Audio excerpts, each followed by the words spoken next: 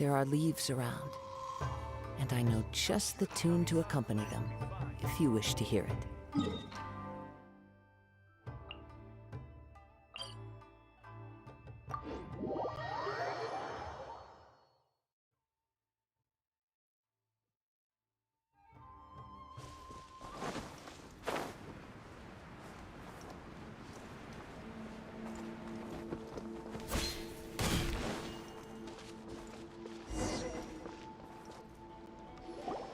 Well, here we are. But what are we looking for? Something or someone? Do my eyes deceive me, or is that the Traveler and Paimon? Xavier, what are you doing here? I was in the general area, and now I'm in this specific area. There, that's me. So what about you two? We have some questions and thought you might be able to help. Certainly do. I've researched the furnace here in some depth. If there's anything you want to know, just ask away. Like the back of my hand. Make no mistake, I have been here a good many times before. Not only that, but I've met people in Inazuma whose families used to live in Tatarasuna years ago. They said it's all true, the history here. Oh, well, it's a long story, don't you know? The tale of Tatarasuna starts a long time ago. I'm told that its history is one of the most foremost forging and smelting operations in the nation, goes back around 1,000 years. Still, the furnace has had a couple of serious maintenance issues along the way. A couple? When exactly? One was just in the last few years, the other was several hundred years ago. A fun fact, I'm not the first Fontaine tech guy to come and work on it either. There was a guy back then too. They say he was a mechanic who consulted on a technology upgrade. It seems like the technological collaboration between our two nations goes back a long way. How about that?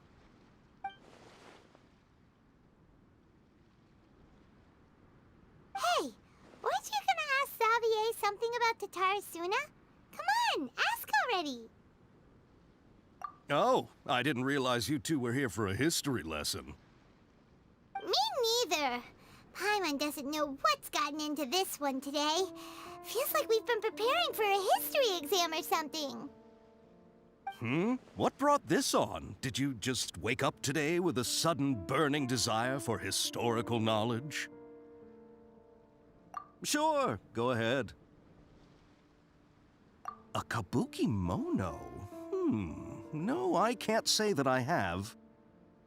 I do know the word, Inazuman for those eccentric types who always go around dressed to the nines. Just the sort of person that I'd like to meet, actually. But sadly, I've never had the pleasure, nor have I come across anything to do with a kabuki mono where Tatarasuna is concerned.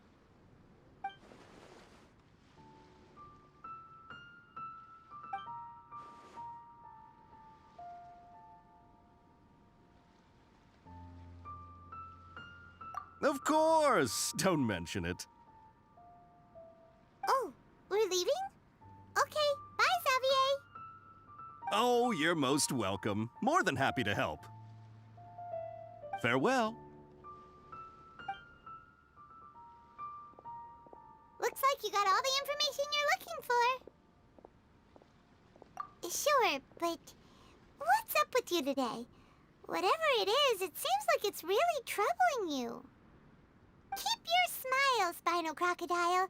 No matter what happens, Paimon will always be there for you. Hey, don't mention it. All right, let's head off and go meet Nahida.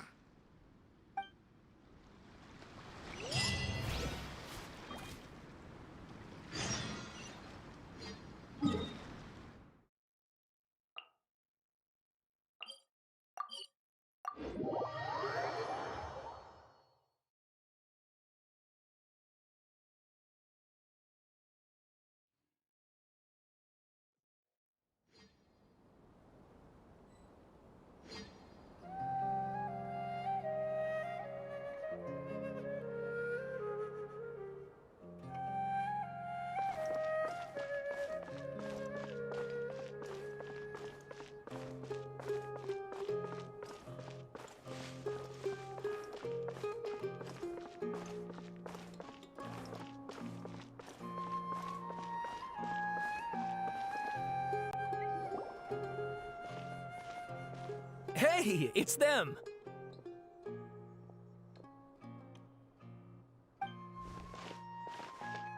Akaba, Sawada, you're still here?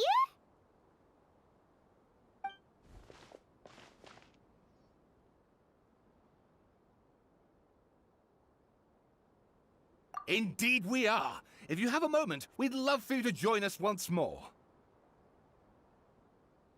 We have time. What do you want to talk to us about? It's the same topic we discussed last time. Obviously. Still looking for more info about Tatarasuna, huh? Should we join them?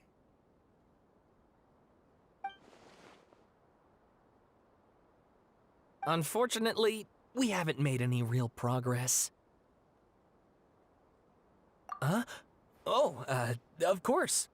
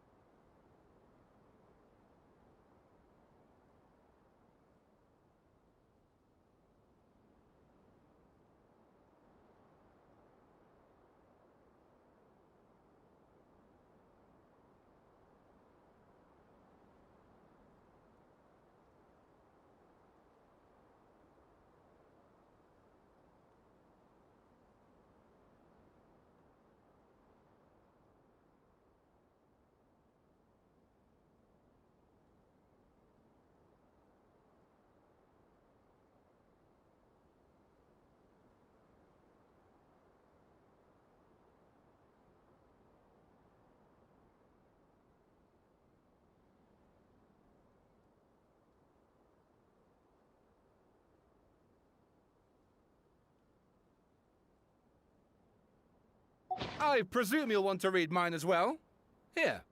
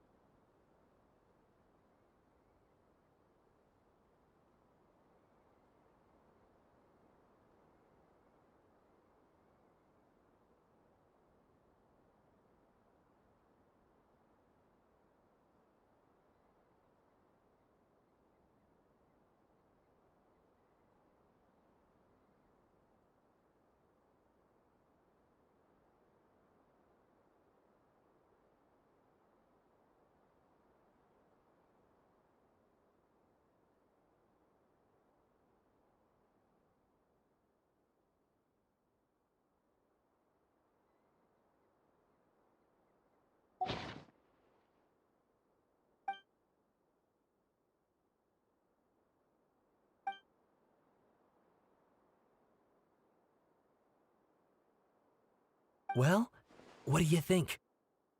Hey, Traveler. Remember how last time Akaba was saying how he wished he could gather more information about all this? Well, we just got back from Inazuma. So how about we tell them what we learned? What did you find out? Something big? It's a long story.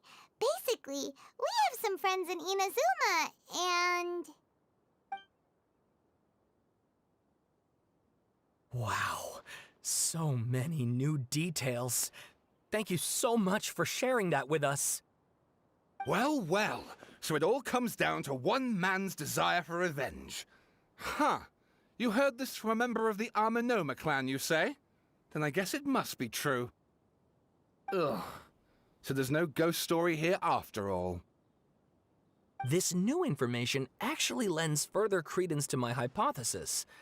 Evidently, swordsmiths were seen as having an incredibly prestigious role in society those days, to the extent that harming them was conceived of, at least by the perpetrator, as a way of exacting revenge against those in power. Yes, okay, point taken, you were right. But that doesn't mean I can't carry on with my novel. And they're back at it.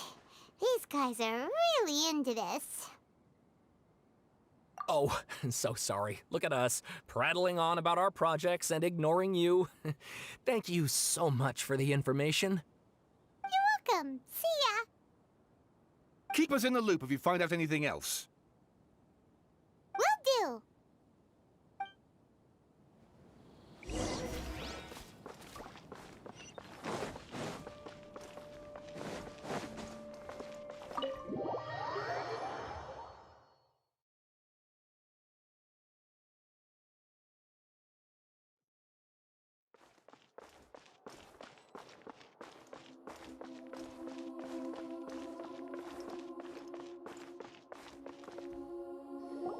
Nahida, we're here!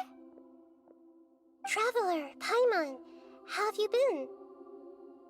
Ugh, where to start? Paimon hasn't had a moment's rest this whole time. That night, we ended up chatting and chatting until suddenly the sun was up. And then he decided he wanted to go to Inazuma. The Balladeer? This sounds like some kind of code name. You look troubled. Is there something you need to tell me?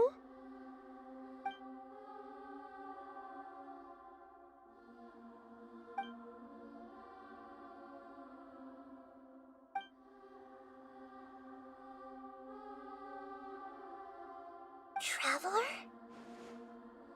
Hey, what's wrong? You look so upset.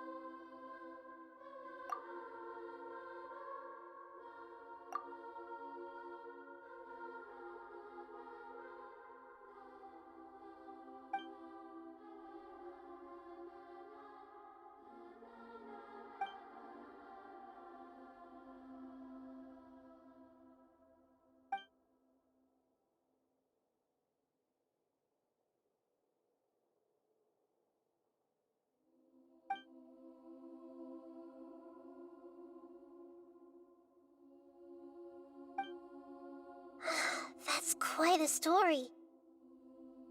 So, this puppet known as the Balladeer erased himself from Irminsul, hoping that he could change the past. But how was he even able to do that? As the Traveler said, he very nearly became Sumeru's deity. Admittedly, I remember it a little differently. I don't recall finding anyone inside the machine after we defeated it. Nevertheless, it does make sense. If someone were to successfully erase themselves from Irminsul, the world would change to reflect the new reality.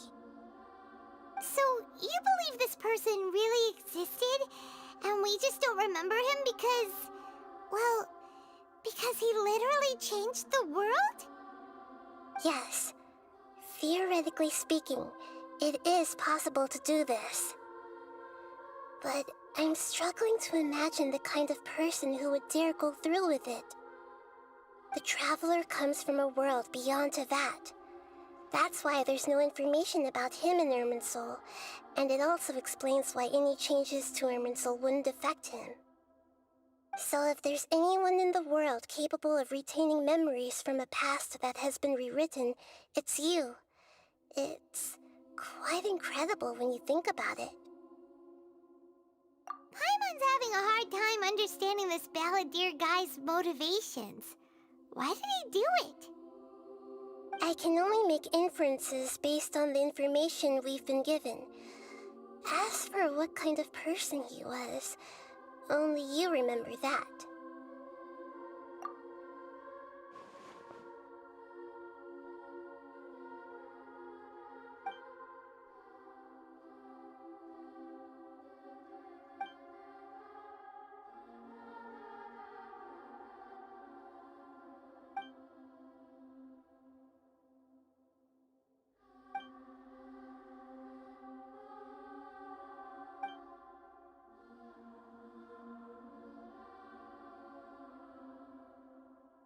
something else worrying you?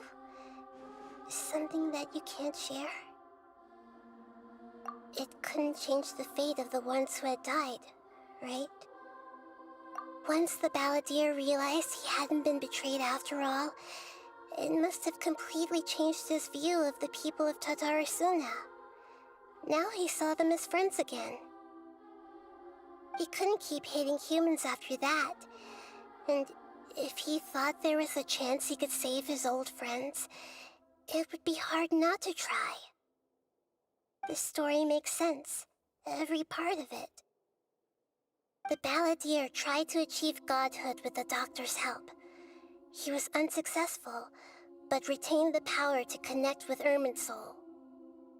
That power then enabled him to change what was recorded in Irminsul and erase himself, even though he didn't have much strength left. Yeah, it does make sense, but it still ended in tragedy for his friends. It just feels so hopeless. He gave everything to do this, but it seems like he got nothing in return.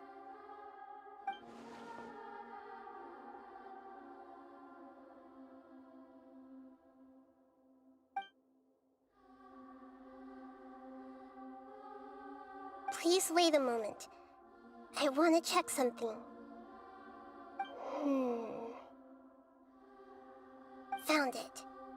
This should be the one. It turns out that I have a strange way of confirming everything he has told us. What is it? A record from a personal collection. It was tucked away in a corner. You should take a look.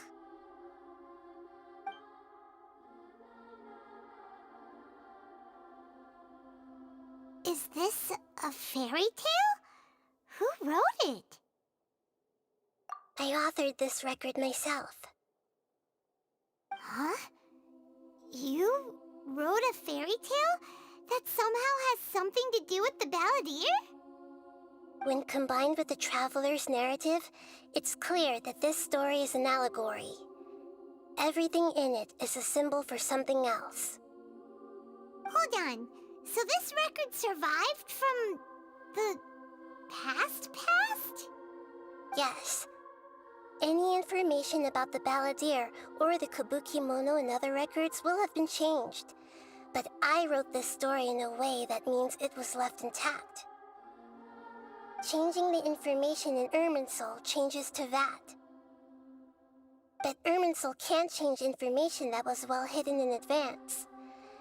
I guess I must have written this story as a backup before the balladeer entered Irminsul. That's incredible! What a great idea! And sending the traveler into Irminsul with the balladeer must have been a further precaution. I knew he'd remember everything. This story is abstract enough that it still resonates with the present information recorded in Irminsul. But if we connect all the different pieces together, the true story that emerges is the one he told us, the now erased life of the balladeer.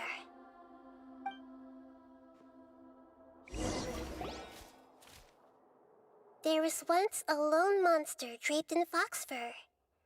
The monster found a family of foxes, joined them, and they became friends. The monster lived with the family day and night, and everyone treated it as one of their own. Once in a while, the monster would take off its fox fur at night and lament to itself as it gazed at its reflection in the water. I am a monstrosity, yet they are too foolish to see it.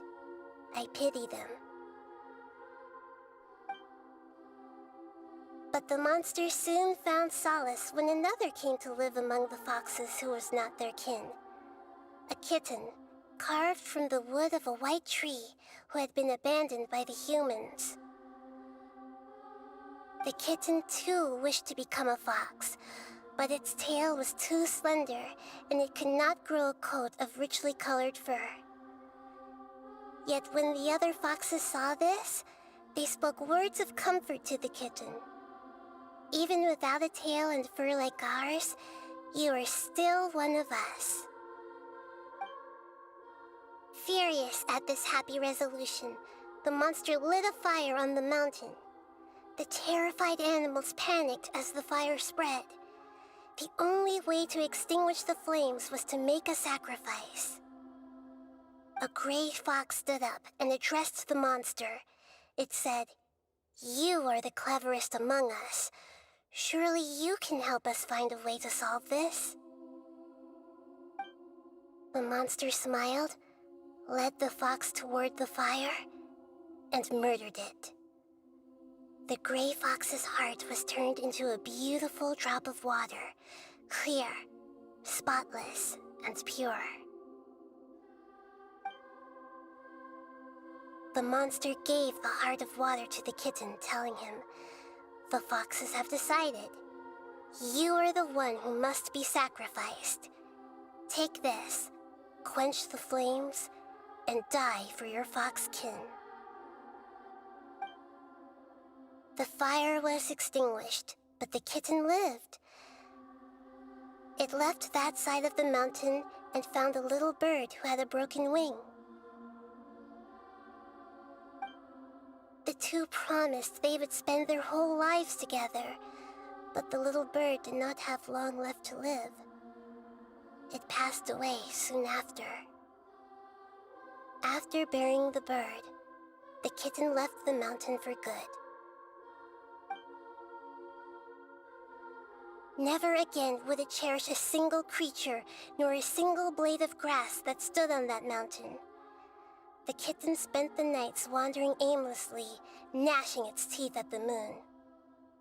How it wished to swallow the moon and devour the moonlight. If the world could only return to darkness, then it would finally be peaceful and content. I will become the new moon, the answer to everything. Then, no one will know that there were once birds, foxes, and cats in this world. And no one can know that they were different.